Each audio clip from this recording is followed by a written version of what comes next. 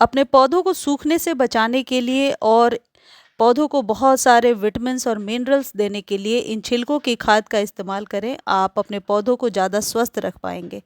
आज की वीडियो में मैं कुछ आपको पील्स के बारे में बता रही हूँ कि इनको कैसे इस्तेमाल करना है और इससे आप क्या फ़ायदा ले सकते हैं। आपके किचन में जितने भी ग्रीन वेजिटेबल्स हैं और जिनके पील्स आप उतार करके वापस डस्टबिन में डालते हैं, उनको आप इकट्ठा कीजिए। कोई सुखाने की ज़रूरत नहीं है। आपको क्या करना है, आधा या 1 लीटर पानी ले लीजिए और उन पील्स को इसमें डाल दीजिए।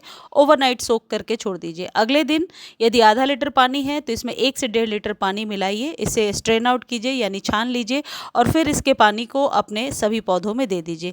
ये जो छिलके का पानी है, ये आपके पौधे के फास्ट ग्रोथ में हेल्प करता है। खासकर ग्रीन वेजिटेबल्स के जितने भी पील्स हैं, उनके अर्क जब पानी में मिल जाते हैं तो ये पौधे को फ्री में विटामिन्स देते हैं जो आपके पौधे को बढ़ाने में, तेज़ी से ग्रोथ लेने में मदद करेगा। अब किन किन पौधों को देना है? हर उस प्लांट को दे सकते हैं जिनको कि आपको ऐसा लगता है कि ग्रोथ रुक सी गई है या फिर ग्रोथ हो रही है, तब भी आप दे सकते हैं। अपने सकुलेंट्स को दे सकते हैं, इंडोर प्लांट्स को भी दे सकते हैं। और ये जो छिलके की खाद है, ये आप वीक में 2 या 3 बार इस्तेमाल कर सकते हैं। और अगला है ये बनाना पील का फर्टिलाइज़र। इसमें बनाना के जो पील्स हैं वो आप अपने अकॉर्डिंग ले सकते हैं, 3-4। इसे लीजिए, एग्जैक्टली वैसे ही पानी में छोड़िए, रात भर इसे रहने दीजिए। अगले दिन इसमें नॉर्मल वाटर ज़रूर मिलाइए और फिर उन पौधों को दीजिए जिन्हें पोटेशियम की ज़्यादा ज़रूरत है, जैसे गुड़हल है या कनेर है। हर वो प्लांट जिसके फ्लावरिंग का भी सीज़न है और फ्लावरिंग बिल्कुल नहीं हो रही है, तो इसको देने से निश्चित तौर पर आप बहुत ज़्यादा फूल ले पाएंगे। और ये जब आप रात भर छोड़ेंगे, कुछ इस तरीके का इसका कलर हो जाएगा। तो इसमें आप नॉर्मल वाटर ज़रूर मिला लें। ये पोटेशियम का एक बहुत अच्छा स्रोत होगा और आपके पौधों को फ्री में गुच्छों में फूल लेने में मदद करेगा। ये हर प्रकार के फूलों, फलों और सब्जियों वाले पौधों को दे सकते हैं। सब्जियों वाले पौधों को भी दीजिए जिनमें फूल आते हैं और उसके बाद आप सब्जियां उससे ले सकते हैं।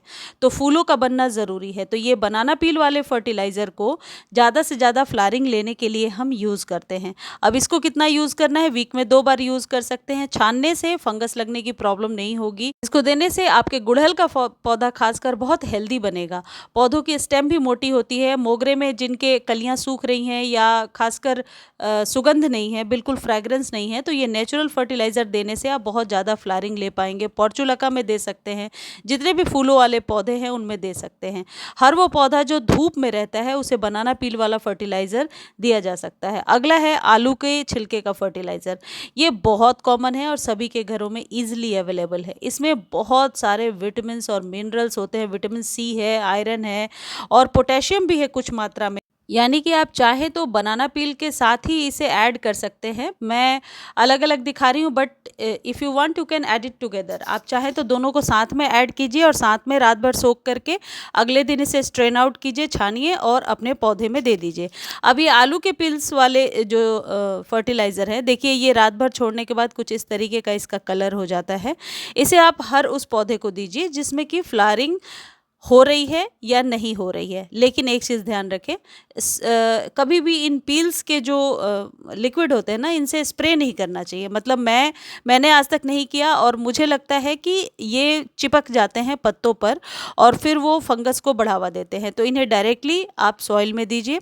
सुबह के टाइम में दे देंगे तो आप ज़्यादा इसके फ़ायदे ले पाएंगे, क्योंकि दोपहर की जब धूप होगी तो पौधा बहुत आसानी से प्रोसेस करेगा।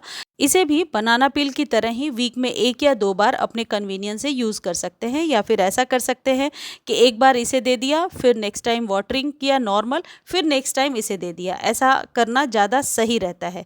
ये जो आलू के छिलके हैं, ये निश्चित तौर पर गर्मी में आपके पौधे को सूखने से बचाएगा और लश ग्रीन पत्तियों को लेने में मदद करेगा। देखिए, जो इस तरीके के डेलिकेट पौधे होते हैं जैसे गंधराज है और भी पौधे जो जिनकी बर्ड्स ड्रॉपिंग की प्रॉब्लम बहुत ज़्यादा होती है, उन पर हमेशा नेचुरल फर्टिलाइज़र को देने की कोशिश करनी चाहिए, ताकि थोड़ा यदि ओवर वाटर हो गया या फिर गीले में ही आपने दे दिया तो उसका कोई नुकसान नहीं होगा। वैसे एक चीज़ ध्यान रखिए, जब कभी फर्टिलाइज़ करना होता है पौधे को तो soil should be very dry, बहुत ज़्यादा जो मिट्टी है वो ड्राई होना चाहिए तो ज़्यादा ठीक है। अब देखिए ये ऑरेंज पील्स हैं, ऑरेंज पील्स के बहुत फ़ायदे हैं। जैसे जिनके यहाँ गमले में चींटियाँ लग रही हैं, वो नींबू और ऑरेंज के छिलके को मिला करके और रात भर पानी में सोख करें और अगले दिन उसके पानी को गमले में डालें। इसके फ्रेगरेंस से चींटियाँ चली जाती हैं। ऑरेंज के छिलके के वैसे भी यदि आप देखेंगे तो बहुत सारे फ़ायदे हैं, बहुत ज़्यादा आप कह सकते हैं। इसका लिक्विड बना करके लोग घरों में पोछा लगाते हैं जिससे कि चींटियाँ वगैरह ना आए, कॉकरोच ना आए। आप इसमें तरबूज के छिलके मिला सकते हैं, तरबूज के छिलके के भी बहुत फ़ायदे हैं। ये इकट्ठे एक मैं आपको मिला करके दिखा रही हूँ कि पपीता और ये तरबूज के छिलके को एक साथ मिलाकर रात भर पानी में आप छोड़ दीजिए। इसमें बनाना पील डाल सकते हैं, लेमन के जो छिलके हैं जिन्हें नींबू को यूज़ करने के बाद हम उनके पील्स को फेंक देते हैं, तो उन सबको आप डालिए, रात भर भिगोइए। अगले दिन पानी की मात्रा आप बढ़ा सकते हैं, 2-3 लीटर पानी लीजिए, छानिए और उसको एक बहुत ही बढ़िया खाद के रूप में आप अपने सभी पौधों को दे दीजिए। इससे पौधे की जो सॉइल है वो सख्त नहीं होने पाती है और गर्मियों में पौधे इसलिए ज़्यादा मरते हैं क्योंकि सॉइल जो है ऊपर से बहुत ज़्यादा सख्त हो जाती है, क्योंकि आप देख रहे हैं धूप इतनी ज़्यादा है कि जो पानी के उड़ने और आप यूँ कह सकते हैं सूखने की जो प्रक्रिया है बहुत तेज़ है। सुबह जब हम पानी दे भी देते हैं तो मिट्टी से सारा पानी पूरे दोपहर तक सूख जाता है और शाम तक सॉइल एकदम सख्त हो जाती है।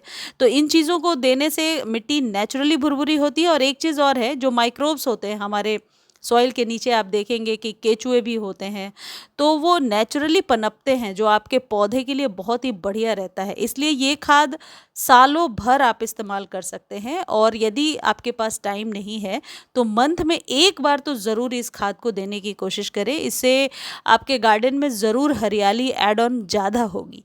और अगला जो खाद है ये है प्याज के छिलके। एनपीके का एक बहुत ही बढ़िया स्रोत है। देखिए मैं मात्रा जो है ज़्यादा नहीं बता रही हूँ क्योंकि ये डिपेंड करता है कि आपके पास कितने छिलके हैं। 2-4 प्याज के छिलके हैं वो भी डाल सकते हैं, थोड़े ज़्यादा भी ले सकते हैं और पानी ज़रूर ऐड ऑन करके ही आप यूज़ करेंगे। प्याज के छिलके में विटामिन ए, सी, ई और कई एंटीऑक्सीडेंट्स होते हैं जो पौधे को फ़ायदा पहुंचाते हैं हर तरीके से। प्याज के छिलके में आयरन है, कैल्शियम है, मैग्नीशियम है, पोटेशियम है, कॉपर जैसे पोषक तत्व होते हैं जो मिट्टी को उपजाऊ बनाते हैं। तो गर्मियों में ये जो घरेलू नुस्खे होते हैं ना, ये छिलकों का पानी, ये आपके पौधे के लिए बहुत ही बढ़िया फर्टिलाइज़र के रूप में निकल कर के आता है, क्योंकि हर बार केमिकल फर्टिलाइज़र देना पॉसिबल नहीं है और इतनी गर्मी में केमिकल फर्टिलाइज़र से मुझे लगता है कि पौधे ज़्यादा ख़राब होते हैं।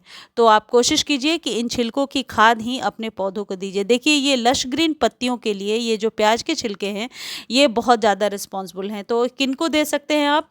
हर उन पौधों को दे सकते हैं जिनकी पत्तियां सूख रही हैं, पत्तियां कटी फटी हैं या पत्तियां बेजान सी हो रही हैं, यानी गुलाब के पौधे को भी दिया जा सकता है।